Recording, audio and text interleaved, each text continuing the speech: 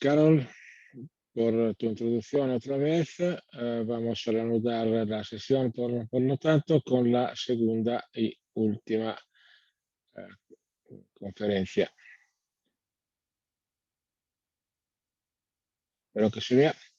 En este caso, iremos aplicando los principios de la evaluación del riesgo con una mirada retrospectiva, es decir, todo lo que hemos dicho antes en el sentido de un enfoque preventivo, abordando una realidad laboral y pensando en una prevención, es decir, lo que sabemos puede ser provocado por un agente químico como consecuencia de una determinada exposición, como nivel, duración, ruta, etcétera, etcétera. En este caso vamos aplicando los mismos principios, pero con una mirada retrospectiva. Es decir, en este caso tendremos un diagnóstico ya hecho y tendremos que comprobar una hipótesis, es decir, si esta patología tiene una causa concreta, en este caso laboral, o si es una patología idiopática. Esta es un poco definición. La definición de enfermedad profesional, siempre pensando a la Real Academia Española como definición canónica, una enfermedad que es consecuencia específica de determinado trabajo. Veremos, aplicando luego todo este racionale a un caso concreto, que no es posible nunca quedarnos en la superficie de los problemas, porque al final tenemos siempre que profundizar todo en una manera muy, muy crítica.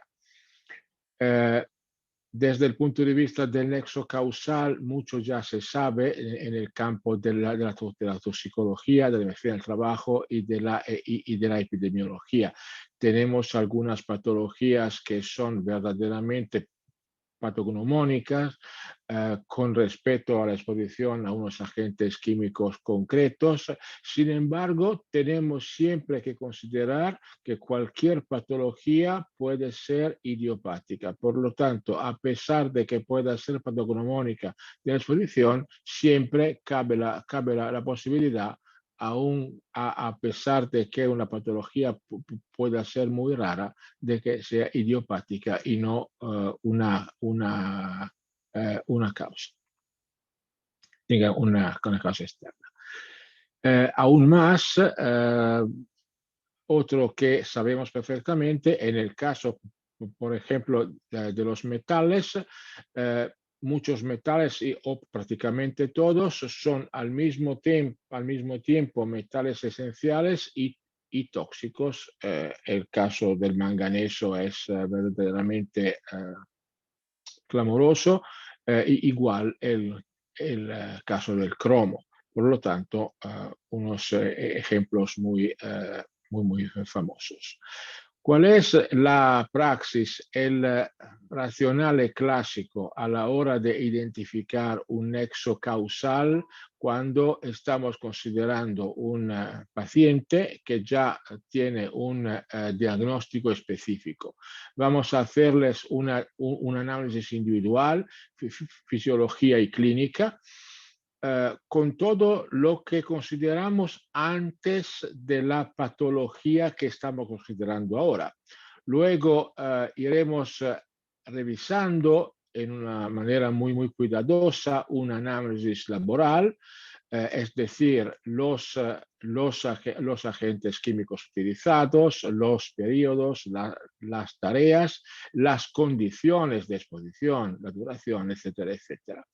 Luego iremos considerando el síndrome objeto de evaluación específica, es decir, su epidemiología general y laboral, es decir, la incidencia y prevalencia idiopática y con causa específica, el cuadro clínico, posibles analogías y o diferencias. Un caso típico, por ejemplo, es el síndrome de Parkinson y el parkinsonismo mangánico.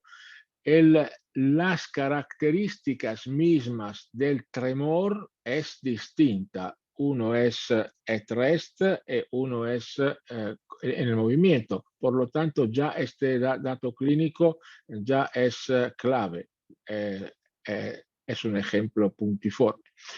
Otro punto importante, la latencia después de la exposición o inicio o cese de la misma y cuando va desarrollándose y aparecer el síndrome. Todos estos elementos nos guían a considerar lo que se define una plausibilidad de la asociación. Al final, todo esto contribuye a una decisión sobre el nexo de causa, sí o no, y luego tendremos que normalmente preparar un informe que podría ser técnico, clínico, judicial en el caso. Quindi todo esto es un poco la praxis, un poco la sinopsis de lo que tenemos que hacer. Esta es un poco la síntesis. Para que un nexo de causa pueda ser probable, plausible, seguro, lo que sea, es que la patología en principio sea por lo menos típica o aún más patognomónica de las propiedades tóxicas del agente químico. Y que la sede donde la lesión se manifieste y siga desarrollándose sea igualmente típica como tejido, órgano o aparato. La segunda componente esencial es que el desarrollo de esta patología siga a una exposición suficiente a determinar una dosis que pueda provocar el desarrollo de la patología misma. La tercera componente, tal como ya comentamos poco antes, un periodo de latencia que pueda ser igualmente típico o patognomónico. Estas tres componentes en su conjunto son las características clave de la evaluación del nexo causal. El caso concreto que vamos a considerar va a ser un cáncer pulmonar en una exposición anterior a asbesto y iremos evaluando si existe o no un nexo. En el caso específico del cáncer, otro problema que se añade a todo lo que ya hemos visto es que normalmente no se puede distinguir una lesión idiopática a nivel histoanatomopatológico y con una causa externa. Concretamente, por ejemplo, en el caso del amianto, todos los 4 o 5 tipos de cáncer pulmonar que conocimos pueden ser provocados todos por el amianto. Igualmente, el humo de los cigarrillos puede hacer lo mismo, puede provocar todos los tipos de cánceres pulmonares que conocimos. El humo de cigarrillo sigue siendo hoy en día probablemente la causa más importante de muerte del hombre. Otra cosa importante, siempre pensando a todas las componentes que pueden ir condicionando el desarrollo de una patología, en el caso de una exposición a amianto es importante comprobar en el análisis el hábito tabáquico, porque en el caso del cáncer pulmonar, el hábito tabáquico tiene un efecto multiplicador enorme con el efecto del amianto, algo que no está descrito en el caso del mesotelioma pleural. Son dos tipos de cánceres distintos, siempre la causa es el amianto, el órgano aparentemente es el mismo porque es el pulmón, uno es el pulmón y uno es la pleura. Por lo tanto, ya este elemento nos indica con precisión que hay que ir con un cuidado extremo a la hora de comprobar si la hipótesis del nexo causal sigue. ¿Cuánto vale desde el punto de vista epidemiológico general el cáncer ocupacional? A nivel planetario, hace ya 40 años, Doll e Pito, en un famosísimo papel científico, estimaron que del total de los cánceres diagnosticados a nivel planetario, los de origen laboral representaban el 4%. Si vamos a examinar los porcentajes de la época, pulmón y vejiga urinaria, porque en aquella época, evidentemente, todas estas evidencias eran el producto, por ejemplo, del utilizo en décadas de aminas aromáticas, por ejemplo, con un tumor de la vejiga urinaria y de exposición a otros cancerígenos pulmonares, evidentemente. Prueba es que los tumores pulmonares eran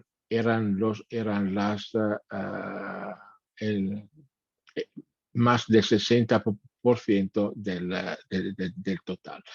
En aquella época también el humo de cigarrillo representaba el agente causal del 30%, solo el humo de cigarrillo, de las muertes por cáncer en Estados Unidos en el 78. Por lo tanto, siempre las evidencias científicas y epidemiológicas tienen que ser consideradas en la época donde han sido descritas. Esta atribución en la medida del 4% ha sido criticada por ser subestimada y por lo tanto todas estas evidencias han sido revisadas a lo largo de las décadas siguientes hasta una época bastante reciente. Al final, aquí tenéis todas las referencias bibliográficas. También está un papel escrito con todas las referencias bibliográficas. En conclusión, pero hasta la última revisión, efectivamente se ha confirmado que hoy en día también se considera que el total de los cánceres profesionales vale a nivel planetario un 4%. Luego, claro, tendremos que analizar la epidemiología en una región del mundo, en una nación, en un continente, si estamos considerando un caso concreto que procede desde Italia, Colombia, Perú, Ecuador, Francia, Alemania, Rusia, etcétera, etcétera. Por lo tanto, a partir de una estima global planetaria, tendremos luego que revisar la epidemiología de la zona de donde procede el caso que estamos considerando. Ahora vamos a analizar, tal como comenté antes, un caso concreto, un caso de cáncer pulmonar de supuesto origen laboral relacionado con exposición a amianto. El amianto es algo que ya sabemos perfectamente qué es una serie de tipos de fibras, desde los anfíbolos, los crisótilos, etcétera, etcétera. Sus propiedades técnicas excelentes desde el punto de vista técnico han provocado que ha sido utilizado en décadas en manera masiva a nivel planetario. se han identificado unas propiedades horrorosas desde el punto de vista de la toxicología, desde la asbestosis al cáncer pulmonar al mesotelioma, lo que ha provocado la promulgación a nivel de los distintos países y continentes de leyes que van estableciendo la prohibición de explotación, utilizo, etcétera, etcétera. En el caso de Colombia, por ejemplo, es una ley recién del 11 de julio del 2019 que ha sido efectiva desde el 1 de enero de este año. En este caso, podemos hacer una comparación. Tenemos una ley prácticamente análoga en Italia de unos años antes. La ley de Colombia, cabe subrayar, muy importante porque dibuja unas pautas en lo que se refiere a la aplicación práctica de una evolución técnica a nivel del mundo productivo y también con una mirada a los materiales alternativos, es decir, a las fibras artificiales minerales que van a ser las candidatas a las sustituciones. Entonces, la ley colombiana, específicamente en este caso, tiene una mirada propositiva porque aborda el problema ya pensando en proponer soluciones. Sin embargo, en nuestra experiencia a nivel italiano y europeo, esperamos un pique de casos en los próximos 4 o 5 años, porque debido a la latencia muy larga, especialmente del mesotelioma, que puede llegar hasta el medio siglo, 50 años, una vez que tú has prohibido el utilizo desde una fecha X, tendremos que manejar toda una serie de casos a nivel epidemiológicos que siguen a un utilizo lícito de décadas anteriores. La toxicología del amianto está muy conocida y los criterios internacionales clínicos de diagnóstico, etcétera, han sido establecidos y revisados a lo largo del tiempo. Por lo tanto, no hay ninguna duda a este nivel, todo está muy conocido. El mecanismo de la acción dañina del amianto se basa sobre el mecanismo del estrés oxidativo. Es muy importante este dato porque todo lo que vamos conociendo del amianto se puede aplicar también a otros tipos de materiales, desde los nanomateriales, por ejemplo, y puede que suene a paradoja, pero también en el caso del virus del COVID se ha identificado un mecanismo de acción dañina del virus con el mecanismo del estrés oxidativo. Por lo tanto, este es un elemento que nos ha guiado mucho a la hora de estudiar los distintos tipos de efectos, no solamente a nivel pulmonar, sino también en otros tejidos y aparatos. Por ejemplo, el conocido efecto trombótico del COVID podría ser relacionado con el mecanismo del estrés oxidativo. En el caso del cáncer pulmonar, el amianto trabaja según el principio de la dosis cumulativa. Normalmente el cáncer pulmonar sigue a un cuadro de asbestosis. Las fibras se acumulan en el tejido pulmonar y luego cuando llegamos en un momento a una situación X, tendremos el desarrollo de la patología.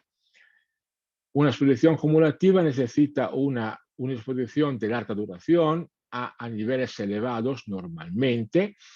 La persistencia de las fibras es muy larga y, por lo tanto, todo esto provoca un igualmente muy largo tiempo de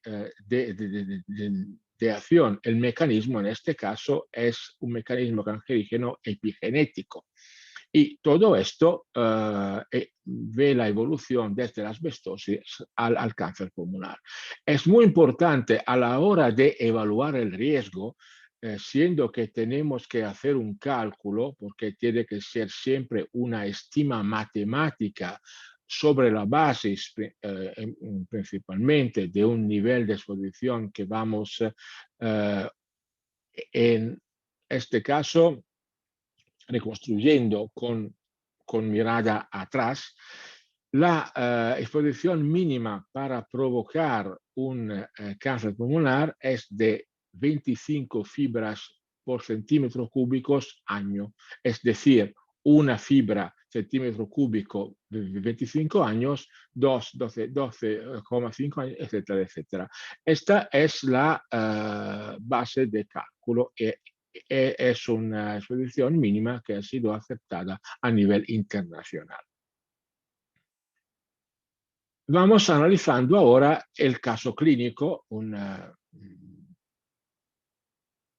varón fallecido en el 2003 con un diagnóstico del 2001 de cáncer pulmonar con un diagnóstico histológico, anatomo-histomatológico de carcinoma broncógenos a grandes células, un diagnóstico compatible en principio con las potencialidades del amianto.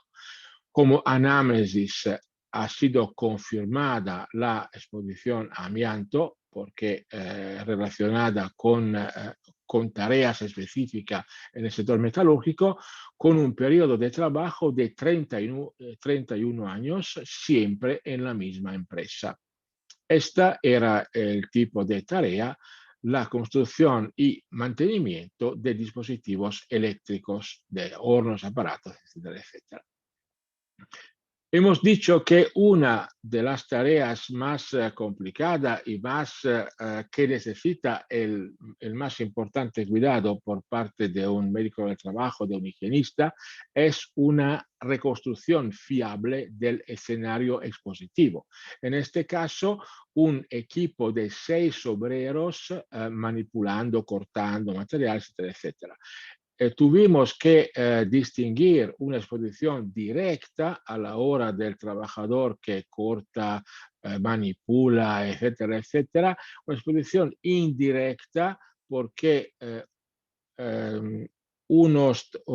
algunos trabajadores permanecían en el mismo ambiente con tareas distintas en algunas partes de la jornada laboral, pero en el mismo ambiente, eh, trabajando más o menos o codo a codo o en cualquier caso muy cerca con los colegas que eran expuestos directamente. Un total de 240 días laborales años. Por lo tanto, ya la duración de la exposición y la reconstrucción cuidadosa de las tareas es el primer dato muy, muy importante. La tarea más relevante era la construcción del horno. Han sido establecidas todas las horas de trabajo, qué tipo de hojas de asbesto, el grosor, etcétera, etcétera. Con un promedio de exposición de 5.000 fibras por litro en X horas cada año. Luego, esta era la tarea más relevante desde el punto de vista del porcentaje del tiempo empleado.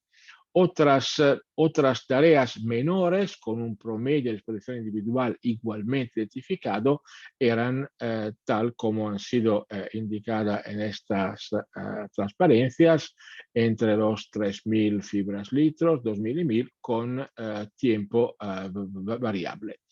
La exposición indirecta, este ha sido la estima para cada trabajador del equipo, era con un promedio de 50 fibras por litro al año en un turno estándar de 8 horas. Es muy importante esta reconstrucción, la tarea más relevante en términos de tiempo, las otras tareas y luego la exposición indirecta. El, el cálculo, esta es la fórmula, es una fórmula muy clásica y en el caso específico es la fórmula utilizada también por el Instituto del Seguro Profesional del Estado italiano. En este caso tenemos la E, que es la exposición promedio anual, el nivel de las fibras. Luego tendremos el tiempo y las jornadas. En este caso, el T por G es el número de horas cada año. Siendo que cada trabajador, tal como hemos visto, puede cumplir más tarea en un turno, en este caso iremos sumando los valores de las distintas tareas. El denominador siempre va a ser el número de las horas laborales anuales como número estándar. Vamos a la conclusión. En este caso, con el cálculo global, hemos estimado una cuota de 0,83 fibras por centímetro cúbico, que vale 832 fibras litro. En este caso tenemos un diagnóstico que en principio es compatible con el efecto del amianto. Ha sido una exposición larga, 31 años. Se ha desarrollado o ha aparecido, por lo menos se ha manifestado 10 años después del cese del trabajo por jubilación, en este caso. Entonces, tenemos que multiplicar el promedio de exposición de 0,8 fibras por metro cúbico por 31 años de trabajo. En este caso, el cálculo es de 24,8, que está prácticamente análogo al 25 fibras centímetro cúbico año, que es la cantidad mínima que ha sido establecida a nivel internacional como la dosis, como la exposición capaz de provocar el cáncer pulmonar. En este caso, por lo tanto, el criterio del nexo de causa está respetado. Este cáncer pulmonar ha sido juzgado porque ha sido objeto de un juicio de origen laboral. Una última nota en conclusión. Este ha sido el primer caso que hemos visto en esta empresa, pero tal como comentamos, estos trabajadores trabajaban en equipo, en grupo homogéneo. Por lo tanto, hemos añadido una nota a las conclusiones diciendo que esperamos otros casos en otros sujetos debido a una exposición prácticamente análoga. Esta era la conclusión de este caso. Muchas gracias otra vez por su atención y ya he terminado esta conferencia. Muchas gracias. Dejo de compartir pantalla. Muchísimas gracias, doctor Estefano, por su intervención. Gracias por todos esos aportes que nos hace esta noche. A todos los que se encuentran todavía conectados y que esperamos que sean los mismos del inicio, les decimos, por favor, hagan sus preguntas en la caja de preguntas y respuestas. Vamos a pasar entonces a realizar el foro para poder responder las inquietudes que han ido colocando en el chat hasta el momento. Por favor, doctores, vamos a abrir la cámara.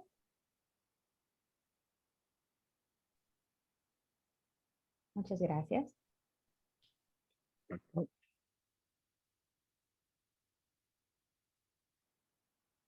Perfecto. Entonces vamos a pasar a responder algunas de las preguntas que están en el chat. Dice por acá la primera pregunta, ¿Quién avala los laboratorios para certificar la calidad de los BEI? Ok, aquí en Colombia, pues el Organismo Nacional de Acreditación es la entidad que tiene la tarea de certificar los laboratorios que efectivamente cumplen ese papel de la manera más adecuada. Esta es una pregunta muy importante porque muchas veces algunos laboratorios ofrecen los servicios, pero sus estándares, sus técnicas no están adecuadamente estandarizadas, y pues eso hace que ese resultado sea un resultado que no tenga una fiabilidad, que incluso son resultados de mucha relevancia en procesos médicos legales. Entonces, por eso es interesante e importante que las entidades que prestan esos servicios sean acreditadas por ONAC para que el resultado que se presenta pues sea un resultado confiable. Ok, doctor. Tenemos otra pregunta por acá. Discúlpame, Carol, de Sí, claro, pronto el doctor Aldo quiere complementar algo ahí. sí, claro que sí. Adelante, doctor Aldo, por favor. ¿Qué tal? Bueno, en el caso, en Perú tenemos también una institución que es el INACAL, quien certifica este tema de calidad, pero la realidad en nuestro país es que hay muy pocas empresas que trabajan con indicadores biológicos de exposición. En ese caso, lo que nos ha tocado a nosotros muchas veces es buscar laboratorios fuera del país, acreditados, porque como bien lo menciona el doctor David, esto siempre tiene alguna contingencia médico-legal. Y entre una contingencia médico-legal, lo que nosotros necesitamos es que el dato, el estudio, tenga un sustento científico y sea acreditado, que tenga validez, ¿no? Entonces, en el caso de Perú, nos ha tocado la mayoría de veces mandar a hacer los estudios fuera del país para tener un dato confiable. Y Muy el bien. doctor Estefano de pronto quisiera compartirnos algo de la experiencia en Italia. Sí, creo que estoy de acuerdo con Aldo en subrayar que unos datos fiables son claves a la hora de un juicio que tiene también un aspecto médico legal y encima si estás en un juicio aún más. Aquí tenemos también un ente del Estado que revisa estos métodos y por lo tanto todos los laboratorios tienen que acreditarse para poder efectuar estos análisis con un métodos que son los establecidos y luego adoptados por parte de todos. Ok, doctores, muy bien. Tenemos una pregunta muy interesante por acá. Dice, ¿se ha hecho una valoración del riesgo toxicológico para el humo quirúrgico de las salas de cirugía del Hospital Universitario de la institución donde usted labora? Doctor Basílico, doctor Conbariza.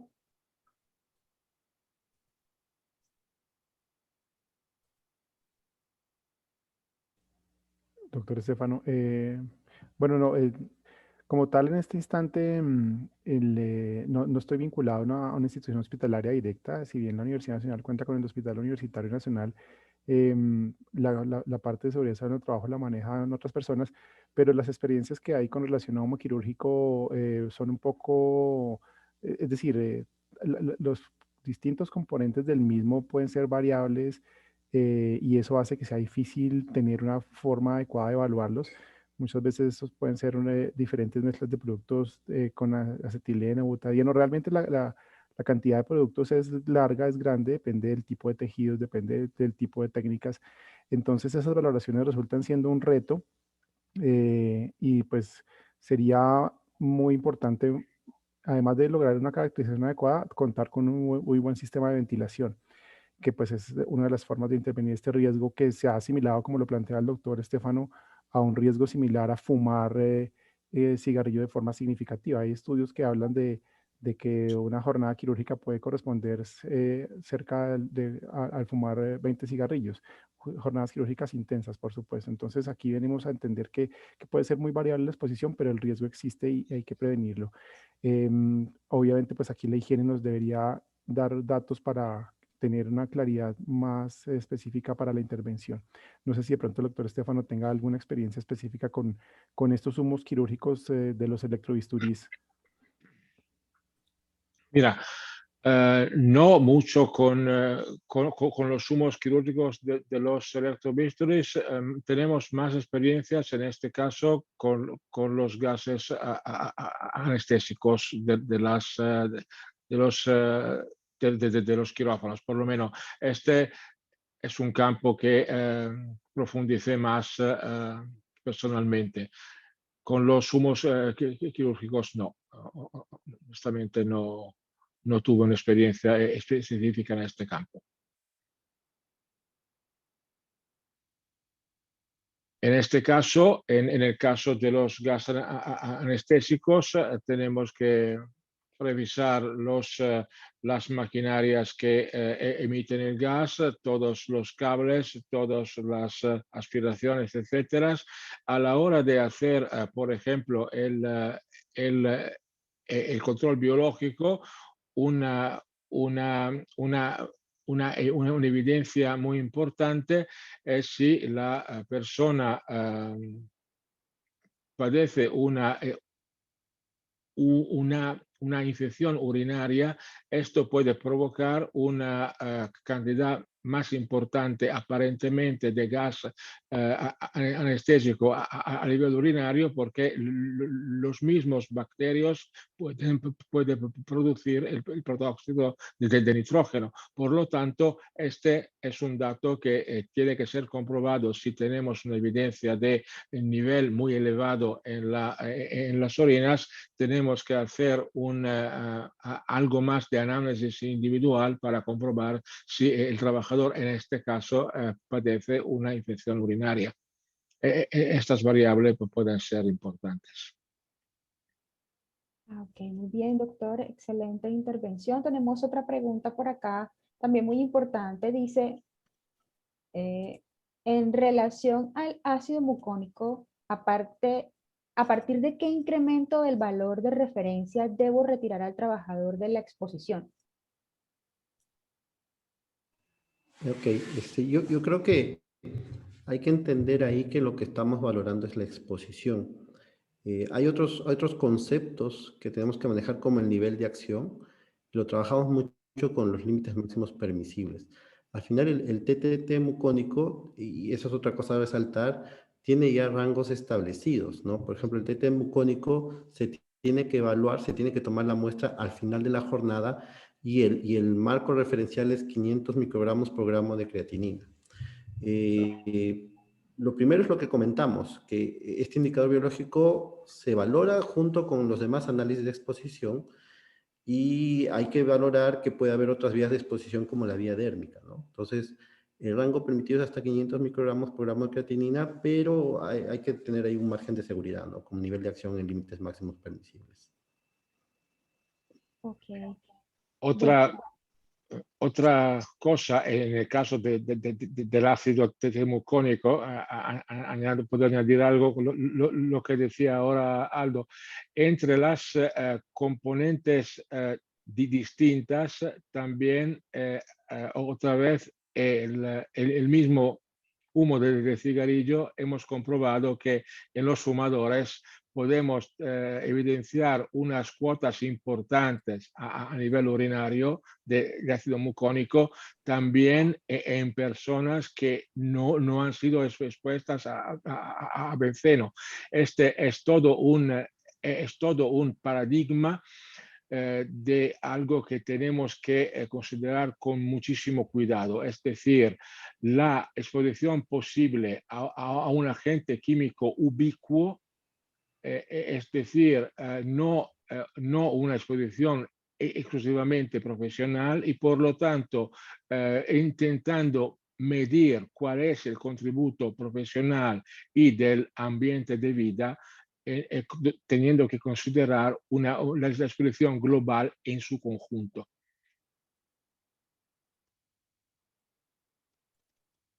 muy bien. Tenemos otra pregunta por acá, también importante. Dice, ¿qué otro biomarcador para órganos fosforados se puede utilizar además de la colinesterasa y de las colinesterasas para continuar con el sistema de vigilancia epidemiológica químico? La ideal sería la eritrocitaria. Bueno, en Perú manejamos acetilcolinesterasa eritrocitaria, ¿no? Porque nos da un efecto más a largo plazo y lo que estamos enfocando es una vigilancia hacia efectos crónicos. No sé si en Colombia tienen algún otro biomarcador específico para órganos fosforados. No, realmente pues también estamos utilizando actividad acetilcolinesterasa. Se podría pensar en alternativas como conocer exactamente cuál es el tipo de plaguicida que se utiliza y si se cuenta con un metabolito para el mismo hacerlo, pero pues no lo tenemos en Colombia, no tenemos las técnicas hechas para detectar esos metabolitos específicos y pues nos toca seguir utilizando la colinesterasa como ese indicador.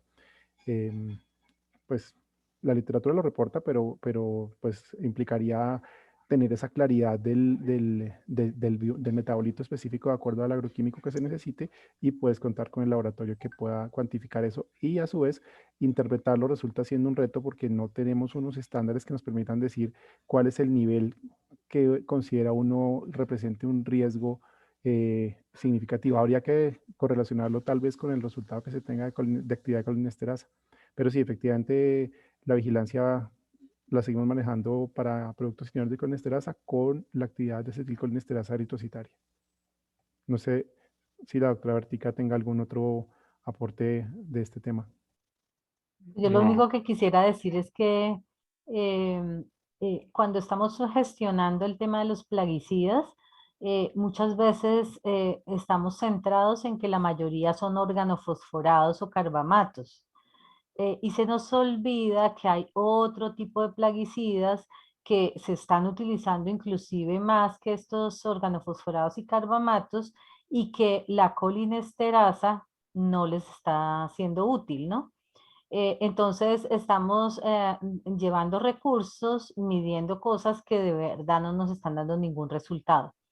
Y lo otro que también, digamos, se ve en ocasiones es que no se tiene ese valor de referencia individual que nos permita hacer una comparación posterior, por lo tanto se dan valores de base y a veces se utiliza la butilcolinesterasa o la colinesterasa plasmática y no hay como un valor específico donde permita tomar la decisión. Entonces siempre es correlacionarla con clínica, con el tipo de exposición, todo lo que ustedes han mencionado, pero a mí me parece que es bien importante que tengamos presente que cuando usamos agroquímicos, muchas veces utilizamos una combinación de agroquímico de diferentes grupos químicos y en ocasiones no siempre es útil la colinesterasa. No sí. sé si. Ok. Bueno, tenemos otra pregunta por acá. Dice, teniendo en cuenta la dificultad que tiene la aplicación de los BEI y su correcta aplicación, ¿los marcadores de efecto ofrecerían información similar? Yo diría que no, porque en un primer momento lo que estamos valorando es exposición. Entonces el indicador de exposición apunta a exposición. Los indicadores de efecto traducen que ya la exposición está generando un efecto, una alteración. Y ojo, si el problema es la aplicación por el análisis, probablemente las mismas dificultades van a encontrar con los indicadores de efecto. En general, por lo menos en mi país, no tenemos mucha disponibilidad para hacer biomarcadores de efecto. Más utilizamos los biomarcadores de exposición y generalmente trabajamos mucho sobre metales. Está descrito diferentes biomarcadores de efecto, pero yo diría que por lo menos en países de Sudamérica no tenemos tanto acceso a ese tipo de análisis. No sé si va alguien más a intervenir al respecto. Bueno, tenemos una última pregunta. Un momentico, Carol, creo que Estefano quiere de pronto alguna experiencia en Italia. Él estaba como activando la cámara, qué pena. Adelante, adelante, doctora, adelante. Sí, mira, estoy bastante de acuerdo, considerando que puede ser un poco más complicado aplicar un marcador de efecto que en primer lugar vamos aplicando un biomarcador de exposición. Eso sí, aquí está un poco más desarrollado el tema, pero no es algo homogéneo, es decir, tenemos algunos campos donde tenemos unos marcadores de efecto un poco más estandarizados y otros todavía menos. Entre aductos del ADN, otros elementos, por ejemplo. Sin embargo, cabe subrayar que en la práctica diaria a nivel de empresa, seguramente el primer tipo de biomarcador utilizado siempre va a ser el marcador de exposición, porque es el más fiable y lo que normalmente permite una evaluación grupal a nivel de grupo homogéneo de trabajadores más directa y más simple al final, porque a la hora de considerar, por ejemplo, un posible exceso de exposición, es más directo y más simple con algunas preguntas miradas a nivel anamnéstico, reconstruir lo que pueda haber provocado una posible sobrecarga que pueda ser relacionada o con la exposición laboral o más bien con la exposición en el ambiente de vida. Normalmente se empieza utilizando el marcador de exposición. Doctor, tenemos las últimas 3 preguntas en el chat. Esta jornada ha sido espectacular. Entonces acá tenemos la primera de las últimas 3. Dice, ¿cuál es el criterio para definir cantidades suficientes y tiempos suficientemente largos?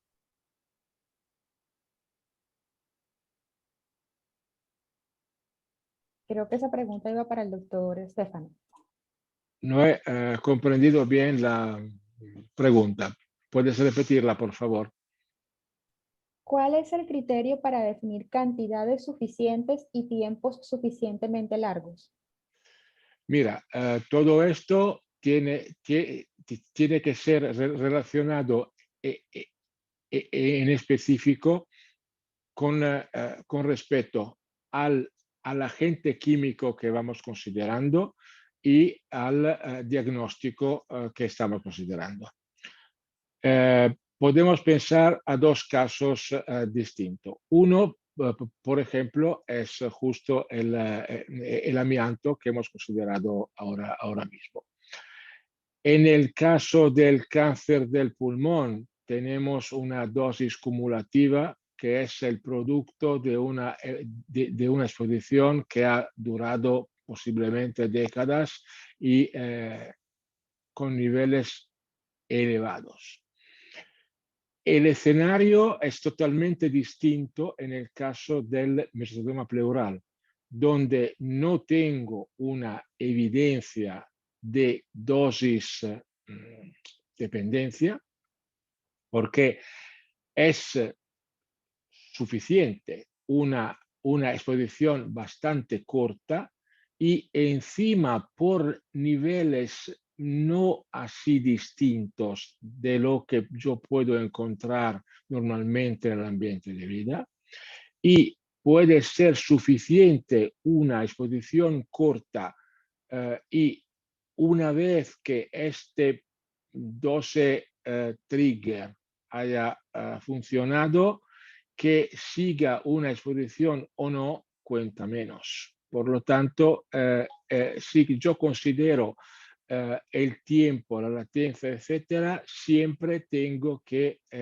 evaluar el tipo de agente químico y también el tipo de cuadro. Otro ejemplo, es el caso del benceno o del normalhexano. Todos estos disolventes orgánicos son unos neurotóxicos agudos con efecto específico. Luego, en el caso sea del normalhexano que del benceno relacionado con la acción del metabolito respectivo, el 2,5-hexanediona para el normalhexano y el benceno epóxido por el benceno, tendremos como consecuencia de una exposición crónica, pero a elevados niveles de exposición, en el caso del normalhexano, una neuropatía periférica motora, y en el caso del benceno, una leucemia. Por lo tanto, también en este caso, el caso, yo me he enfrentado a nivel judicial con un diagnóstico de leucemia supuestamente relacionado con una exposición a benceno en un aeropuerto, en el reabastecimiento de aviones, pero al final hemos concluido que este diagnóstico de leucemia, a pesar de que aparentemente estaba relacionado con la exposición a benceno, no era así. A pesar de que la leucemia era un cuadro típicamente patognomónico en principio, pero habiendo considerado el nivel de exposición, la duración y todas las tareas, hemos concluido que el nexo en este caso era ausente. Por lo tanto, esto confirma que el tiempo, la duración, la latencia tienen que ser considerados individualmente, caso por caso. Muchas gracias, doctor. Vamos a pasar con la segunda pregunta. Dice, creo pues esto podría ser para todos. Dice, ¿qué piensas sobre la norma en Colombia de enfermedad laboral directa sobre el cáncer pulmonar en trabajadores que se exponen a amianto, teniendo en cuenta que al calcular el nexo de causalidad puede que no sea suficiente y necesario?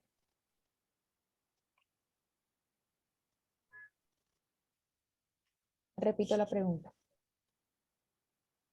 ¿Qué piensas sobre la norma en Colombia de enfermedad laboral directa sobre el cáncer pulmonar? Vale, ok.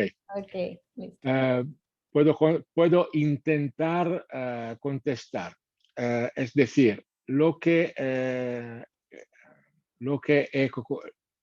he comentado antes, ya en la conferencia y luego hace unos minutos.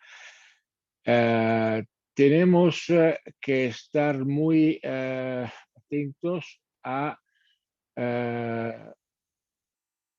no ser críticos. Yo creo que pensar de establecer un nexo de causa automático porque una persona ha sido expuesta a un agente químico X, a pesar de que el diagnóstico pueda ser verdaderamente patognomónico, siempre es un riesgo.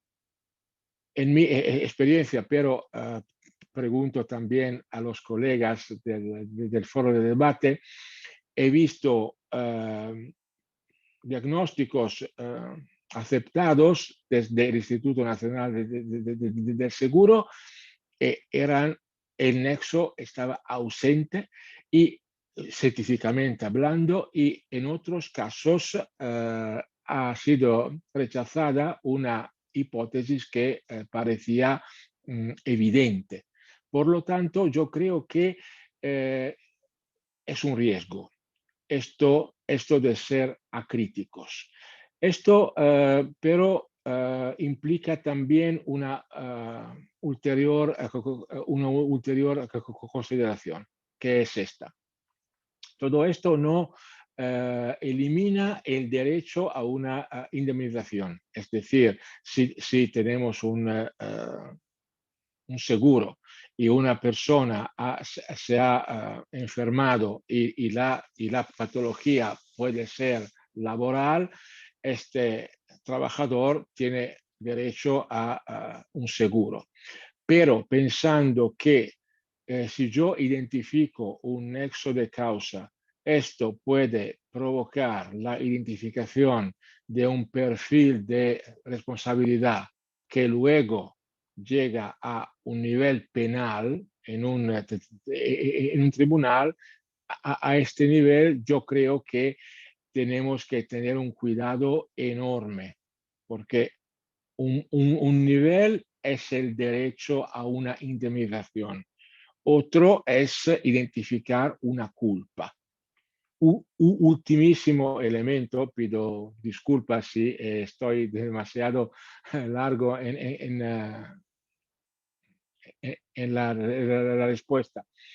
Considerando un cuadro clínico que, tal como hemos visto, a veces requiere un periodo de latencia muy largo, a la hora de pensar a un perfil de responsabilidad, si ahora con los valores límites que tenemos ahora podemos decir sí, la exposición efectivamente es la causa, pero pensando a la época donde la exposición tuvo lugar, tenemos también que comprobar si en aquel momento los niveles de exposición eran según los valores límites establecidos en aquella época y no la odierna.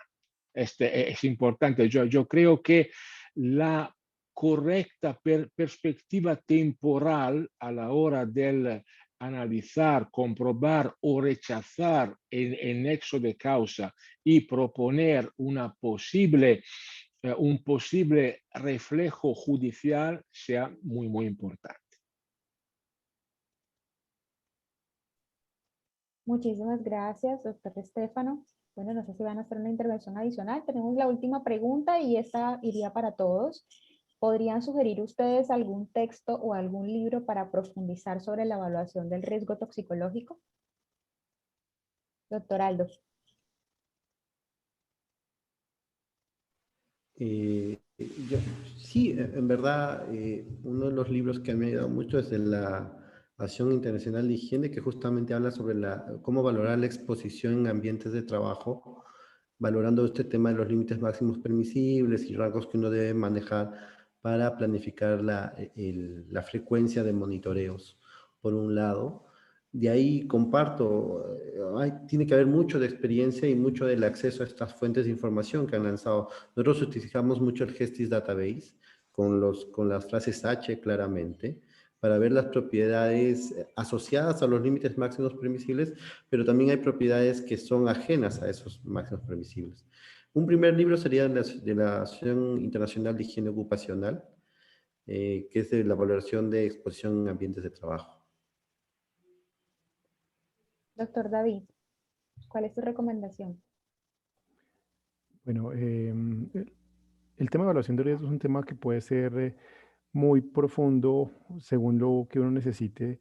Si nos interesa tener evaluaciones de riesgo con una cuantificación detallada, pues se requiere conocer muy bien cuáles son esos escenarios. El doctor Estefano en su presentación tenía un documento español que es una muy buena referencia para evaluación de riesgos químicos, específicamente en el contexto ocupacional.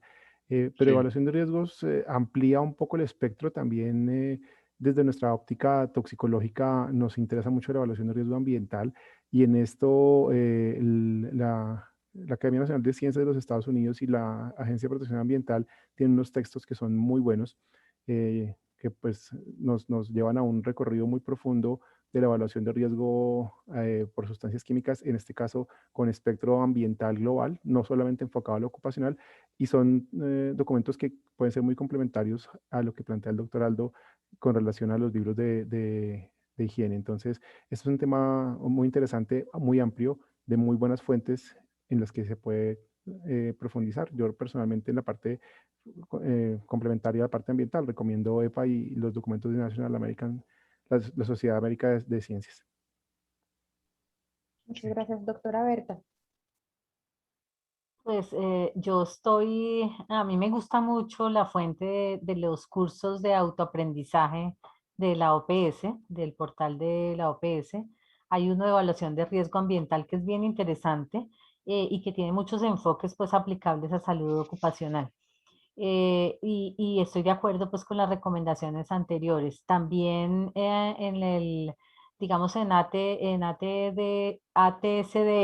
que es la Agencia de Sustancias Químicas de Registro de Sustancias y Enfermedades, también hay unos casos de estudio específico que podrían orientar esa evaluación de riesgo, ¿sí? Ese es más, un poquito más complejo y pues la mayoría están en inglés, pero digamos que estos que hemos hablado creo que son una muy buena fuente.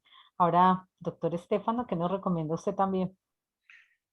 Mira, Berta, gracias. Estoy completamente de acuerdo en, la fuente del ATCDR, porque yo, especialmente en el caso de los agentes químicos ubicuos, donde podemos hipotizar también una exposición ambiental que tenemos que comparar con la exposición profesional, estos documentos son muy completos y nos proporcionan estas herramientas para una evaluación comparada. Por lo tanto, estos documentos son muy buenos. Sí. Y puedo añadir que la ventaja de este portal es que tiene también un sector en castellano. Por lo tanto, muchos de estos documentos, afortunadamente, podemos leerlo también en nuestro idioma. Digo nuestro porque estoy más acostumbrado a castellano que no con el inglés, a pesar de que lo leo y que lo escribo, claro, pero me sale más fácil con el castellano. Muchas gracias, doctor Estefano. Bueno, doctora Berta, no hay más preguntas. El auditorio es todo tuyo. Estás Perdón, muteada, tengo doctora. mi micrófono apagado. Exacto, sí. Pues además de tener el gusto de compartir con ustedes este auditorio, este escenario más bien virtual, en donde pudimos llegar a varios asistentes que fueron fieles a esta presentación. Quiero agradecerle, voy a comenzar por Estefano, porque es que él está en la madrugada, lo Sí. tenemos súper trasnochado y ha hecho el esfuerzo por estar en vivo con nosotros. Particularmente he aprendido muchísimo continúo con Aldo y discúlpenme que los llame así de confianza porque además los aprecio mucho y, todo, y digamos los llevo en mi corazón. Y hemos tenido la oportunidad de compartir en diferentes escenarios. Lo que nos han aportado ha sido muy valioso, Aldo, de verdad. Muchas gracias por esa presentación y por esta participación en el foro y a David, amigo de muchos años también, donde pues hemos tenido la oportunidad de trabajar juntos de la mano en diferentes escenarios. Aprendo mucho de él también cada día y pues a Carol por esta excelente coordinación. Y a todos ustedes asistentes, pues digamos que lo que queremos es brindarles lo mejor. Nos esforzamos por compartir con ustedes en este corto tiempo lo que sabemos del tema, un poquito, animarlos a que sigan profundizando y a que cualifiquemos cada vez más esta intervención en el tema de los químicos y como lo insistió mucho el doctor Conbariza, en tener en cuenta esa parte ambiental, ¿sí? Que también nos interesa bastante y es un campo de acción importante para el tema de toxicología ocupacional y ambiental. Entonces, sin ser más, pues quiero invitarlos a nuestra actividad de cierre. Ahí nos volveremos a ver. Espero que todos estén, pero hay una pregunta en el chat que quiero contestar por si acaso. Las memorias las van a encontrar, les va a llegar un correo a todos en donde van a poder descargar las memorias junto con el certificado y pues una sorpresita adicional que anunció el doctor Cástulo, si le pusieron atención en su conferencia de apertura, ahí lo anunció. Las conferencias pregrabadas también las van a poder obtener durante un tiempo limitado, claro, un mes, aproximadamente después del cierre del Congreso, entrando a cada una de las salas donde estaba el conferencista. Entonces, doctores, además de tener la oportunidad de compartir con estas 100 personas que estuvieron con nosotros, un poquito más de 100, muy probablemente el mensaje que hemos compartido también va a llegar a los otros 500 asistentes al Congreso, más, no sé todavía la cifra, y pues creo que con esto animamos bastantes profesionales a que se vinculen a esta gran área de la salud y la seguridad en el trabajo. Bueno, muchísimas Gracias. gracias a todos, así que Excelente, muchas gracias. Muchas nos gracias. vemos ahorita. A todos. Muchísimas vemos. gracias por la Hasta luego. invitación. Muy Hasta la amables. próxima. Hasta luego. Los que no se pueden quedar aquí, los que no van a acompañarnos, espero que todos. Los demás van